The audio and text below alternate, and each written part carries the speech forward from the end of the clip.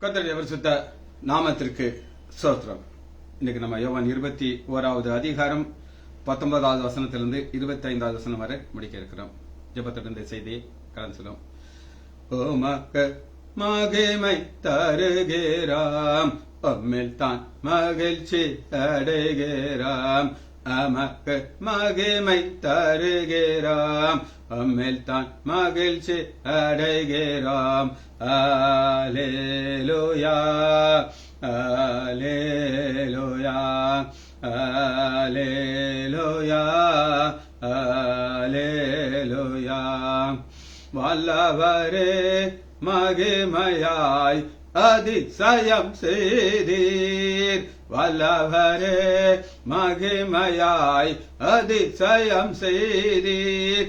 உந்தன் திருநாமம் அதிசயமானதே, உந்தன் திருநாமம் அதிசயமானதே. உமக்கு மகிமை தருகிறோம், உம்மில் தான் மகிழ்ச்சி அடைகிறோம். கண்மலையின் வெடிப்பில் வைத்து கரத்தால் மூடுகிறீர், கண்மலையின் வெடிப்பில் வைத்து கரத்தால் மூடுகிறீர். என்ன சொல்லி பாடுவேன் என் இதய வேந்தனே, என சொல்லி பாடுவேன் என் இதய வேந்தனே. உமக்கு மகிமை தருகிறோம், உம்மில் தான் மகிழ்ச்சி அடைகிறோம். அல்லேலூயா, அல்லேலூயா. தாமகில் அடிமையை நோக்கி பார்த்தீரே, தாழ்மகில் அடிமையை நோக்கி பார்த்தீரே. உயர்த்தி மகிழ்ந்தீரே, ஒரு கோடி சோஸ்திரமே. உயர்த்தி மகிழ்ந்தீரே, ஒரு கோடி சோஸ்திரமே. இயேசுவின் நாமத்தினாலே ஜெபங்கள் பிதாவே, ஆமென். கர்த்தருடைய பரிசுத்த நாமத்திற்கு ஸ்தோத்திரம். Kavitha sister praise lord, Daniel Rajesh praise lord. இங்க ஆண்டவருடைய பிரதான கிருபையினால யோவான் 21வது அதிகாரத்தை முடிக்க இருக்கிறோம். 19வது வசனத்திலிருந்து 25வது வசனம். இதுக்கு ஒரே ஒரு கான்செப்ட் தான் இருக்கு. அந்த கான்செப்டை நம்ம பார்க்க இருக்கிறோம். மரணம். 19வது அதிகாரம் 21வது அதிகாரம் 19. இவ்விதமாய் மரணத்தினாலே அவன் தேவனை மகிமைப்படுத்தி போறான். மரணத்தினால எப்படி தேவனை மகிமைப்படுத்த போகிறோம், இதான் மேட்டர். மரணம் எல்லாருக்கும் வரும், சந்தேகமே இல்லை. ஏன் மரணம் வருதுங்கிற ஃபர்ஸ்ட் பாயிண்ட் நம்ம பார்க்க இருக்கிறோம். எதனால மரணம் வருகிறது வாசிப்போம். மரணத்தை குறித்த ஒரு வெளிப்பாடை நம்ம முதல்ல எபிரேயர் எடுத்துக்கொள்வோம்.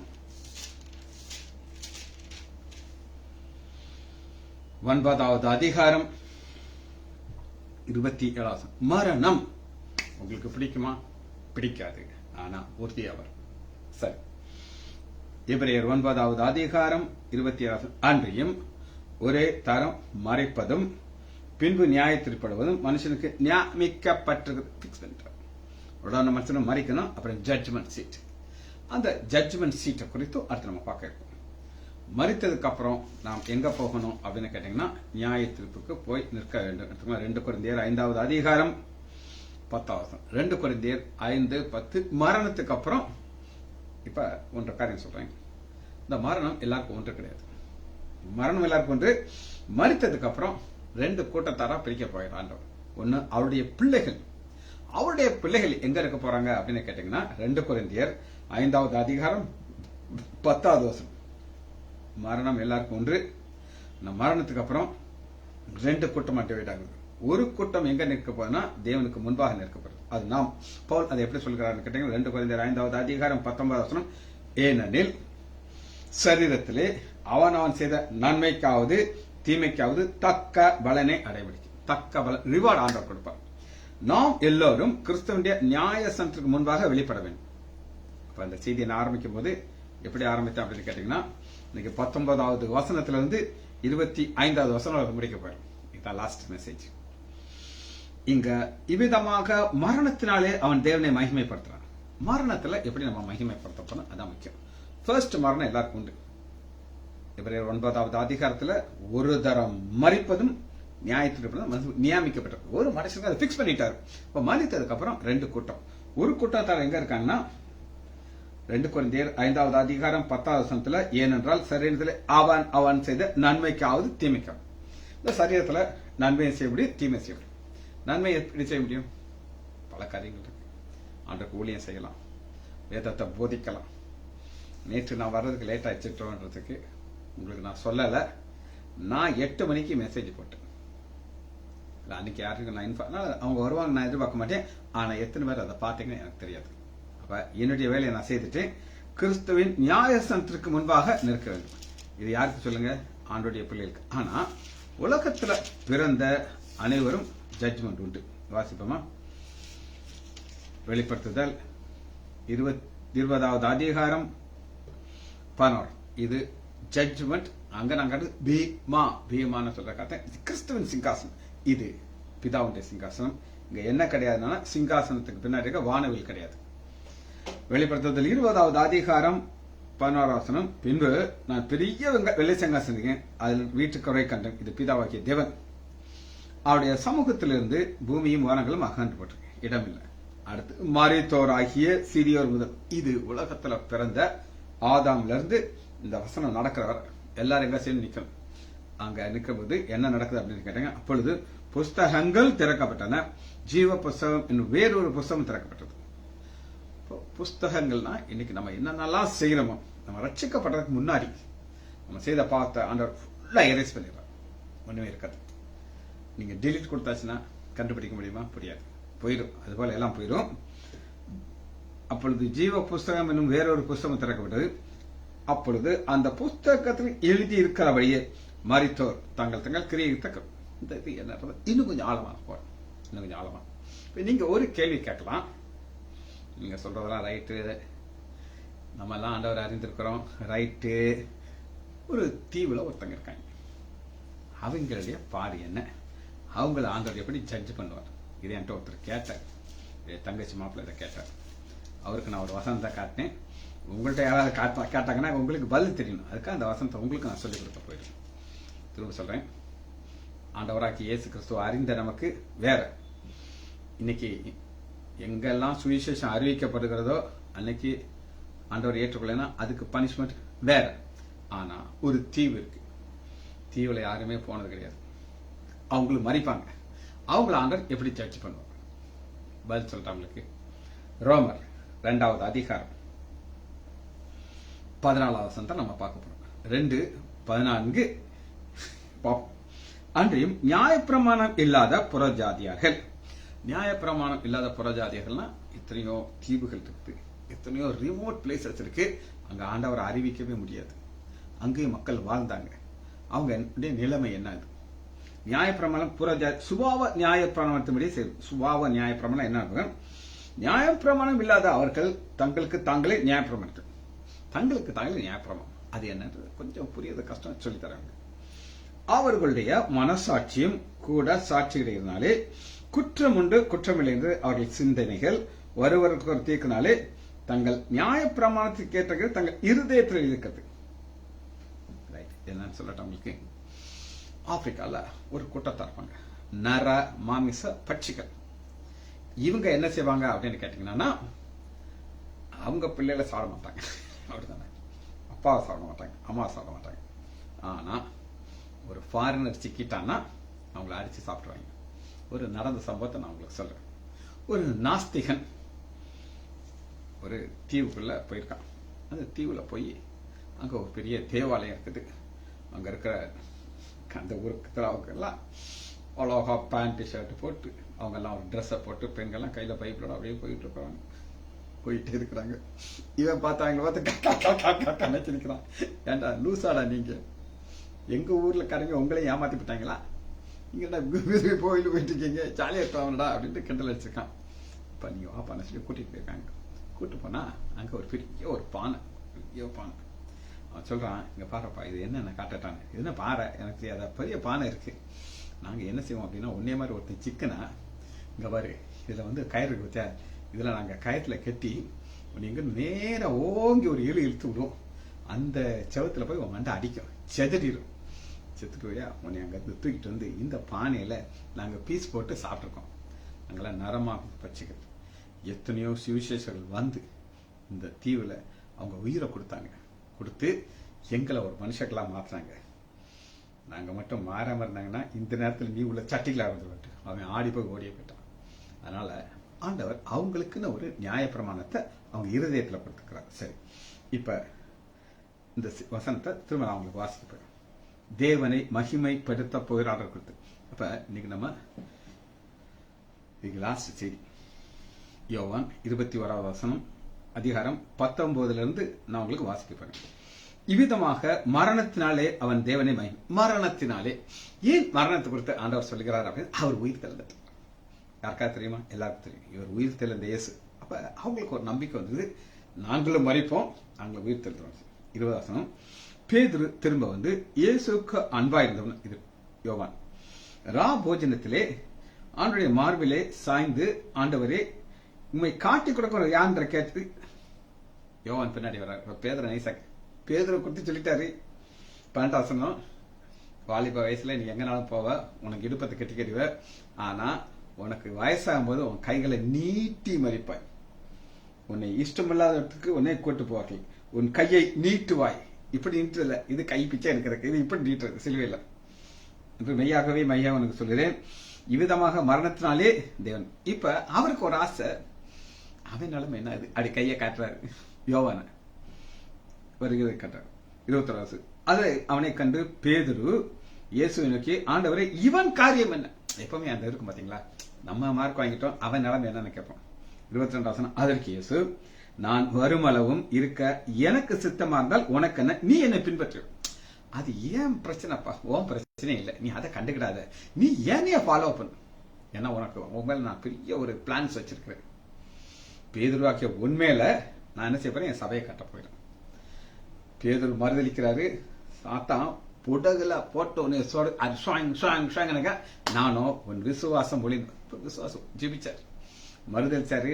ஆனா சபையை ஆரம்பிக்கும் பொழுது ஒரு பிரசங்கத்துல 3000-4000 பேர் சபையில சேர்க்கப்பட்டாங்க. பேதுரு நடந்து போறாரு, நிழல்கள் பட்டதெல்லாம் அவங்க நினைச்சாங்க. அப்படிப்பட்ட ஒரு பிளான் வச்சிருக்காரு. இது ஓம் பிரச்சனை இருந்துச்சு. இதை நான் அடிக்கடி நான் பண்ணிருக்கேன். இப்ப நிறைய பேர் உங்களுக்கு பார்த்தீங்கன்னா அந்த ஊழியக்கார் இந்த ஊழியக்கார் அவர் இவர் ஏன் அப்படி சொன்னார், இவர் ஏன் அப்படி சொன்னார், அதெல்லாம் கேட்பாங்க. நான் சொல்லுவேன், ஆண்டவருடைய பிரச்சனை நமக்கு அதுக்கு சம்பந்தமே கிடையாது. அது அவருடைய வேலைக்காரன். விழுந்தாலும் நின்றாலும் அவர் தான் பிரச்சனை, எனக்கு அது பிரச்சனை இல்லை அப்படின்னு நான் எஸ்கேப் ஆயிடும். 23 ஆகையால் அந்த சீஷன் யாரு, யோவா மறிப்பதில்லை என்று பேச்சு சகோதரர்களே பரம்பிட்டு எல்லாம் குசு குசுன்னு சொல்றாங்க. இவரு பேதுரு நீ காலி, ஆனா வயசான மாதிரி காலியாவ சொல்லிட்டார் ஆண்டவர். மாறவே உயிர் தெரிந்த இயேசு. பழைய இயேசுனா கூட நீங்க லேசா சந்தேகப்படலாம், இப்ப சந்தேகப்படவே முடியாது. அவர் என்னென்ன சொன்னது எல்லாம் A to Z நிறைவேறிச்சு. இப்ப ஓ மரணத்தை குறித்து சொல்லிட்டாரு. ஆனா உன் ஃப்ரெண்டு யோவானுடைய மரணம் பார்த்து அவரு மறிக்கவே இல்லைட்டாரு, அதனால இவன் மறிக்காம இருப்பாரு எல்லாம் குசு குசு குசு குசுன்னு பேசுறாங்களாம். இயேசு சொல்லி மறிப்பதில்லை என்று இயேசு உனக்கு என்று சொன்னார். 24 அந்த சீசனை இவளை குறித்து சாட்சி கொடுத்து இவளை எழுதினார். அந்த சீசனை யோவானை குறித்து பார்க்கணும். யோவான் முடிக்க போறாரு. முடிக்கும் பொழுது தன்னுடைய ஆண்டவராக இயேசு மரணத்தை குறித்து முடிக்க வைக்கிறார். அந்த மரணத்துல என்ன நடக்கணும் அப்படின்னு கேட்டீங்கன்னா இந்த கீவசனத்தை உங்களுக்கு காட்டுறேன். 19 தேவனை மகிமைப்படுத்தி போடணும். தேவன் மகிமைப்பட வேண்டும். இதாங்க ஆண்டவர் உங்களையும் என்னை எதற்காக இந்த பூமியில உண்டாக்கினார், உருவாக்கினார் அப்படின்னு கேட்டீங்கன்னா அவர் மூலமாக நாம் அவர் மகிமைப்பட வேண்டும். முதல்ல ஒரு வசனத்தை நான் உங்களுக்கு எடுத்துக்கொள்கிறேன். ஆண்டவராகிய இயேசு கிறிஸ்துடைய காக்க நம்முடைய வாழ்க்கை எப்படி இருக்கணும்னா இந்த ஜீவனை குறித்து கண்டுக்கிடவே கூடாது. வாசிப்பாங்க. பிலிப்பியர் 1வது அதிகாரம் 20வது வசனம். பிலிப்பியர் 1:20 நம்முடைய வாழ்க்கை, நம்முடைய மரணம் ஆண்டவராகிய இயேசு கிறிஸ்து மகிமைப்பட வேண்டும். வாசிப்பாங்க. பிலிப்பியர் 1:20 நான் ஒன்றிலும் வெட்கப்பட்டு போகாமல் எப்பொழுதும் போல இப்பொழுதும் மிகுந்த தைரியத்தோடு இந்த தைரியங்கிறது ஆண்டவர் கொடுக்கிறது. உங்களுக்கு நான் சொன்னேன், இந்த பிஜேபியில் ஒருத்தர் ஒரு பேரு சந்திரன், பத்திரம் வர சந்திரன், அவர் தான் எங்க மேல சார்ஜஸ் போட்டுக்கிட்டே இருக்காரு. போட்டுக்கிட்டே இருக்காரு.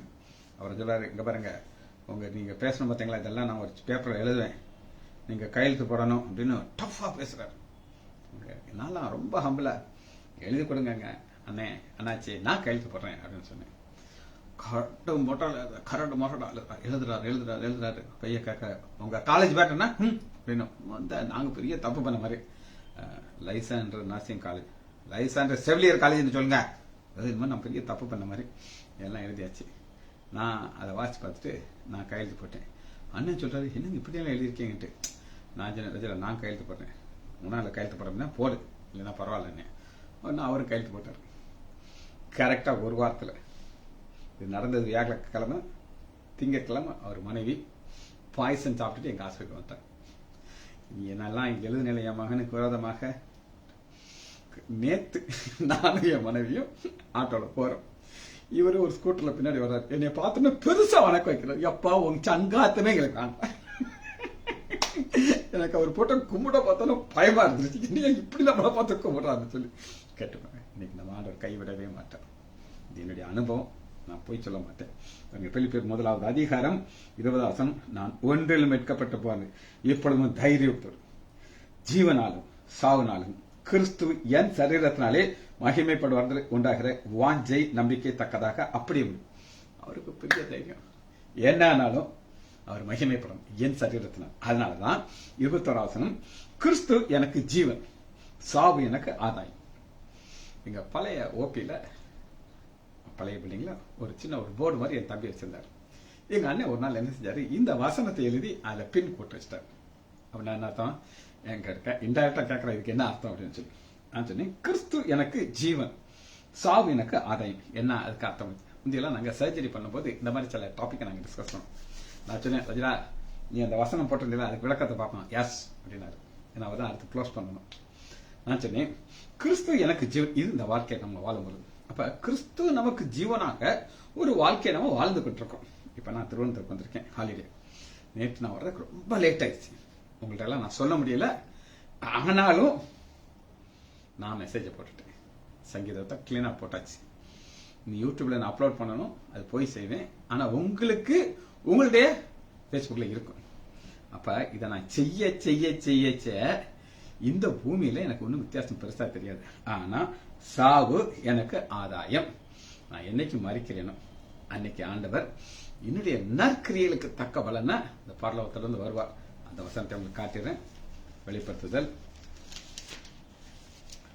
22 அதிகாரம் 12 இதோ சீக்கிரமாக வருகிறேன், அவனவன் கிரியையின்படி அவனவனுக்கு நான் அளிக்கும் பலன் என்னோடு கூட வருது.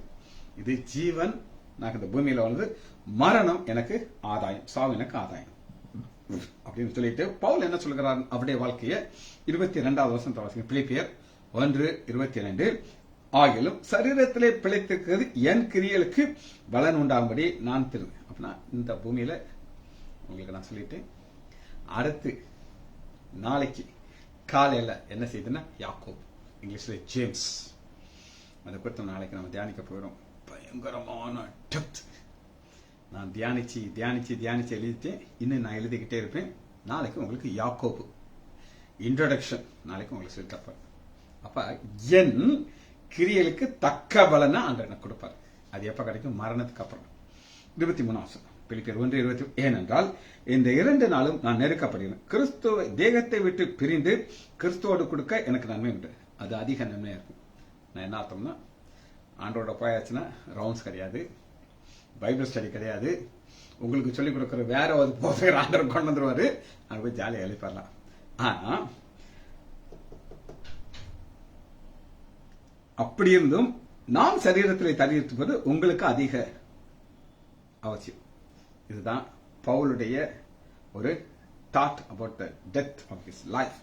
வாசிப்போமா? அடுத்த வசனத்தை வாசிப்போம். மத்தேயு 15 அதிகாரம் ஆண்டவராகிய இயேசு கிறிஸ்து மகிமைப்பட வேண்டும். இதான் கான்செப்ட். 15 அதிகாரம் 31 வசனம்.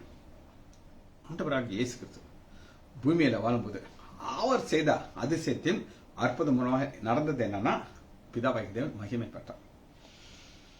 மத்தேயு 15:31 ஓமையர் பேசுகிறதையும் ஊனர்கள் சுஸ்தமடைகிறதையும் சப்பானிகள் நடக்கிறதையும் குருடர்கள் பார்க்கிறதையும் ஜனங்கள் கண்டு ஆச்சரியப்பட்டு இஸ்ரவேலின் தேவனை மகிமைப்படுத்த. இங்க பாருங்க, மகிமை யாருக்கு போகுது? பிதாவுக்கு போகுது. இதுதான் ஆண்டவராகிய இயேசு கிறிஸ்து இந்த பூமியில் நம்மள அதான் செய்யணும். என்ன காரியம் செய்தாலும் அங்க ஆண்டவராகிய இயேசு கிறிஸ்து மகிமைப்பட வேண்டும். லூக்கா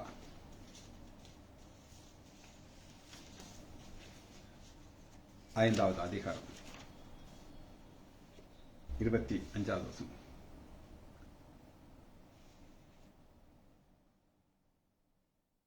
லூக்கா 5:25.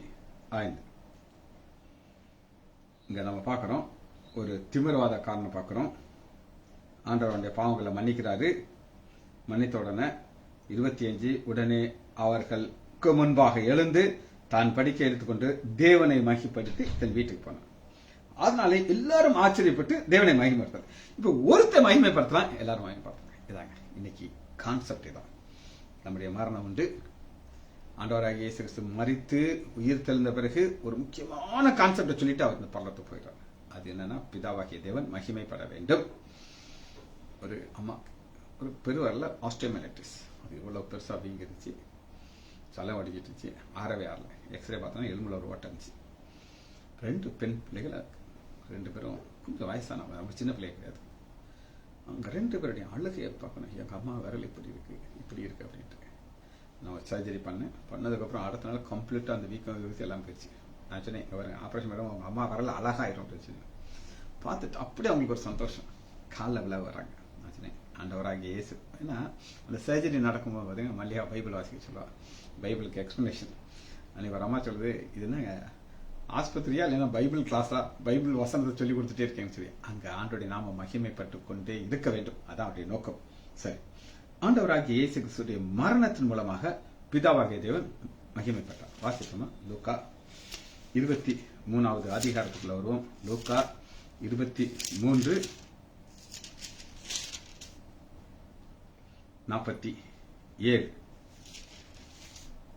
ஆண்டவராகிய இயேசு கிறிஸ்து 46 மகா சத்தமாய் கூப்பிட்டு சொன்னார். இப்படி சொல்லி ஜீவனை விட்டார். 47 100க்கு அதிபதி சம்பவத்தைகளை கண்டு. இவன் ஒரு புறஜாத்தியா, ஒரு மிலிட்டரி சோல்ஜர். இவர் கீழே 100 பேர் இருக்காங்க, போஸ்டர்கள். அந்த அளவு டாப் ரேங்க் உள்ளவர்.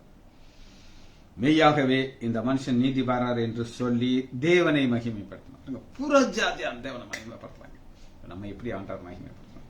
ஒரு புறஜாத்தியான் அங்க ஆண்டவராக இயேசு கிறிஸ்துவின் மரணத்தை பார்க்கறான், இன்னும் உயிர்த்தெழுதலை பார்க்கலாமே. அவன் என்ன செய்யறான்? மகிமைப்படுத்துறான். சரி, அப்போஸ்தலருக்குள்ள வருவோம். 4வது அதிகாரம் 21 4:21.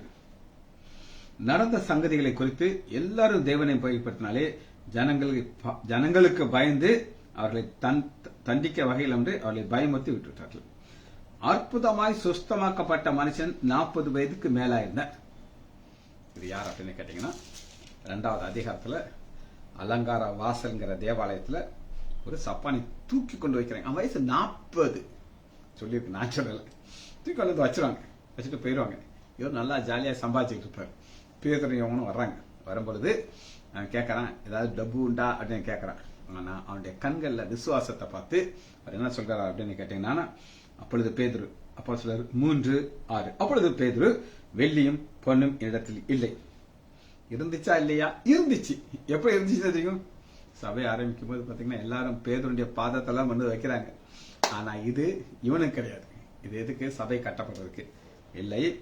என்னிடத்தில் உள்ளதை உனக்கு தருகிறேன், நாசரேயனாகிய இயேசு கிறிஸ்துவின் நாமத்தினால எழுந்து நடக்கிறான், குதிக்கிறான், டான்ஸ் ஆடுறான், நடக்கிறான், குதிக்கிறான், டான்ஸ் ஆடுறான். இது இவங்களுக்கெல்லாம் பெரிய சந்தோஷம் வந்துருச்சு. அப்போஸ்தலர் 3:16, அவருடைய நாமத்தை பற்றும் விசுவாசத்தினாங்க. என்ன நாமங்கிறத பிடிச்சுக்கணும், விடவே கூடாது. ஏன்னா நமக்கு தெரியும் இந்த நாமத்துக்குள்ள ஒரு பவர் இருக்குன்றது. பட் அவருடைய நாமமே நீங்கள் பார்த்தும் அறிந்திருக்கிறவனை பலப்படுத்தினது. அவராலே உண்டான விசுவாசமே உங்கள் எல்லாருக்கும் முன்பாக இந்த சர்வாங்க சுகத்தை இவனுக்கு கொடுத்தது. இப்ப இவன் வந்து ஒரு சாட்சி ஆயிட்டான். அதனால் 4வது அதிகாரம் 7 அவர்கள் நடுவிலே நிறுத்தி நீங்கள் எந்த வல்லமையினாலே எந்த நாமத்தில் நீங்கள் செய்தீர்கள். அப்பொழுது பேதுரு நேர்ந்து சொல்றார். எல்லாம் ஒரு சாட்சி பக்கத்தில் இருக்காரு, யாருமே இல்லைன்னு சொல்ல முடியாது. பாருங்க, 4வது அதிகாரம் 16 அப்போஸ்தலர், இந்த மனுஷனை நாம் எல்லோரும் வாசமா இருக்கிற வெளியரங்கமான அப்புறத்தை செய்தான். வெளியரங்கமான அப்புறம் முன்னாடி கண்ணு தெரியாத ஒருத்தன் சிக்கனாங்க. அவன் என்ன செஞ்சாங்கன்னா, அவங்க அம்மா அப்பாட்ட போய் கேட்பாங்க. ஏன் கேட்பாங்கன்னா, உங்க பையன் தானே, இல்லை டூப்ளிகேட்டா, ஒருத்தர் உட்காச்சிட்டீங்களாட்டு. அம்மா அப்பா சொன்னாங்க, இவன் நீங்களே கேட்டுக்கணும். அவங்க எஸ்கேப் ஆயிடுறாங்க. ஆனா இங்க முடியாது. எங்க வயசு 40 வயசு. 40 வயசுக்காரன் ஏமாத்த முடியுமா? ஏமாத்த முடியாது. அதனால அவர்கள் உறுதியாக இதுதான் ஆண்டவர்கள். இன்னைக்கு தேவன் இப்படி ஒரு காரியத்தை செய்கிறார். சரி, இந்த வெளியரங்கமான அப்புறத்தை நம்ம பார்க்கிறோம். அடுத்த வருஷம் வாசி இந்த செய்தி நம்ம முடிக்க போயிடும். யோவான் 21வது அதிகாரம் 23 இப்ப பேதுருக்கு ஒரு சந்தேகம். ஆண்டவரே, இந்த யோவான் காரியம் என்ன ஆண்டவரே சொல்லுங்க, அவன் எப்படி சாவான் எனக்கு சொல்லுங்க. அவன் சாவாங்கிற அவசியம் கிடையாதுப்பா. அவன் எங்க வைக்க போறேன்? பத்மத்தியில வைக்க போறேன். அவனுக்கு நான் பரலோக தரிசனத்தை காட்ட போறேன். இதனால என்ன நடக்கும் அப்படின்னு கேட்டீங்கன்னா, ஆண்டவராகிய இயேசு கிறிஸ்துட்ட இந்த சீஷர்கள் ஒரு ரூபாய் கூட கேட்கல. ஆண்டவரே, எங்களுக்கு பரலோக தரிசனம் எங்களை அங்க கூட்டிட்டு போங்க, எங்களுக்கு காட்டுங்க. கேட்கல. இவங்களுக்கு ஒரே பிரச்சனை, யார் பெரியவன் சொல்லி இந்த சண்டை போட்டே தூத்துட்டாங்க. ஆனா யோவான் அப்படிங்க மார்பிளா சாஞ்சிட்டு இருந்தாரு. அவர்களுக்கு ஆண்டவருடைய ஹார்ட் தெரியும். இந்த ஹார்ட் என்ன சொல்லுதுன்னா, உனக்கு நான் என்ன கட்ட போறேன்? பரலோக தரிசனத்தை. 24 அந்த சீசனே இவைகளை குறித்து சாட்சி. அந்த சீசனை யாரு? யோவான் தான் சொல்றாரு. யோவான் இந்த ஃபுல்லா எழுதும்போது இயேசுக்கு அன்பா இருந்த சீசன் எழுதுவார். தான் பேரை டைரக்டா எழுத மாட்டார். யோவான் அப்படித்தான் இருக்கும். இவளை எழுதினான், அவனுடைய சாட்சி மெய் என்று அறிந்திருக்கிறோம். அந்த சாட்சி மெய் என்று அறிந்திருக்கிறோம் அப்படின்னா என்ன அர்த்தம் அப்படின்னு நீங்க கேட்டீங்கன்னா, அவருடைய கடைசி கடிதத்தை நான் உங்களுக்கு காட்டுறேன். 3 யோவான் 1 அவனுடைய சாட்சி மெய்யான சாட்சி அப்படின்னா என்ன அர்த்தம்னா, ஒரு வாழ்த்துதலோட சொல்றார். என்ன வாழ்த்து சொல்றா? 3 யோவான் 2 பிரியமானவனே, உன் ஆத்மா வாழ்கிறது போல. அப்ப யோவான் வயதான காலம், எனக்கு 90 வயசுக்கு மேல ஆயிடுச்சு. ஒருத்தர் மாத்திரம் தான் ரத்த சாட்சியா மரிக்கல். எல்லா சீச்சர்களும் இன்க்ளூடிங் பவுல் எல்லா ரத்த சாட்சியம் பண்ணி ஒருத்தர் மட்டும் ரத்த சாட்சியா மரிக்கல். உன் ஆத்மா வாழ்கிறது போல நீ எல்லாவற்றிலும் வாழ்ந்து சுகமா இருக்க வேண்டும். உங்க ஆத்மா எப்படி இருக்கும்? சந்தோஷமா இருக்கும். நான் சந்தோஷமா இருக்கிறேன். அன்றைய பெரிதான கிருபை, ஒவ்வொரு நாளும் புதிய ஆசீர்வாதம். இப்ப நான் உங்களுக்கு ரொம்ப இதை முடிக்கிறோங்கிற ஒரு சந்தோஷம். அதே நேரத்தில் யாக்கோபை பத்தி சொல்ல போறேன். நாளைக்கு காலையில நீங்க எவ்வளவுதான் நீங்க வாசிக்க இருக்கக்கூடாது. நான் சொல்ல போகுது ரெஃபரல் பைபிள் நான் எடுத்து கொண்டு கொடுக்குறேன். அதெல்லாம் கேட்கும்போது எனக்கு ஆச்சரியமா இருந்துச்சு, உங்களுக்கு அது ஆச்சரியமா இருக்கும். ரைட். 4 பாருங்க. என் பிள்ளைகள் சத்தியத்தில் நடக்கிறார்கள் என்று நான் கேள்விப்பட்டு சந்தோஷத்திலும் அதிகமான சந்தோஷம். நான் கேள்விப்பட்டு சத்தியத்திலே நடக்கிறது. நேற்று ஒரு பொண்ணு என்னைய விஷ் பண்றதுக்கு வந்துச்சு. ஒரு பிரசன்டேஷன் கொடுத்தா. அவளுக்கு தெரியும் நான் ஊர்ல இருக்க மாட்டேன்ட்டு. அவளை பார்க்கறேன், கண்ணில் அவ்வளோ மை போட்டிருக்கான். அப்படி உத்து பார்க்குறேன். அவளுக்கு என்னடா டாக்டர் நம்மளை இப்படி உத்து பார்க்குறான்னு சொல்லி, அம்மா எஸ்ஐ பேர் பாப்பா அப்படின்னு ஓடியே போயிட்டான். இப்போ என்னால் சொல்ல முடியுமா இந்த பிள்ளை சத்தியத்தில் நடக்கிறான்னு சொல்லி? சொல்ல முடியாதனால அதான் நான் சொல்றேன், என் பிள்ளைகள் சத்தியத்தில் நடக்கிறார்கள் என்று நான் கேள்விப்பட்ட சந்தோஷத்திலும் அதிகமாக சந்தோஷம் இல்லை அப்படி சொல்லிட்டு 16 மட்டும் நான் உங்களுக்கு வாசிச்சு முடிக்க போறேன். பிரியமானவனே, நீ தீமையானதை பின்பற்றாமல் நன்மையானதை பின்பற்று. நன்மை செய்கிறவன் தேவனால உண்டாயிருக்கிறான். தீமை செய்ய தேவனை காணவில்லை, நன்மை செய்கிறவன் ஆண்டாமலை நன்மை செய்கிறவர்களாக தெரிந்து கொண்டான். பிள்ளைகள்லாம் ஊழியம் செய்றாங்க. எனக்கு எல்லாம் சந்தோஷமா இருக்கு. இப்படி இந்த வார்த்தையை நம்ம முடிக்கிறோம். எங்களுடைய கிருபையினால யோவானை நம்ம முடிக்கிறோம். நாளைக்கு யாக்கோபு ஜேம்ஸ் ஆரம்பிக்கிறோம். ஜெபிச்சு முடிப்போமா? மகா இரக்கமும் கருவேமில்ல பிதாவே, துதிக்கிறோம் ஐயா. மரணம் ஒரு காரியத்தோடு நாங்கள் அதை முடிக்கிறோம் ஐயா. மரணம் எங்களுக்கு உண்டு என்ற நிச்சயம் எங்களுக்கு உண்டு ராஜா. அந்த மரணத்தை நாங்கள் சந்தோஷமாக ஏற்றுக்கொள்வோம் ஐயா. ஏனென்றால் மரணத்தை ஜெயித்த எங்கள் ஆண்டவராக இயேசு கிறிஸ்து எங்களோட கூட இருக்கிறார். உயிர் தெழுந்த இயேசுவை குறித்து நாங்கள் தியானித்து முடித்தோம் ஐயா. யோவானுடைய நிருபத்தை முடிக்க நீர் பாராட்ட நன்மைக்காக கோடி நன்றி ராஜா. என் ஆண்டவராகிய இயேசு கிறிஸ்துவின் நாமத்தினாலே ஆசீர்வதிக்கிறேன். இயேசுவின் நாமத்தினாலே ஜெபங்கள் பிதாவே. ஆமேன்.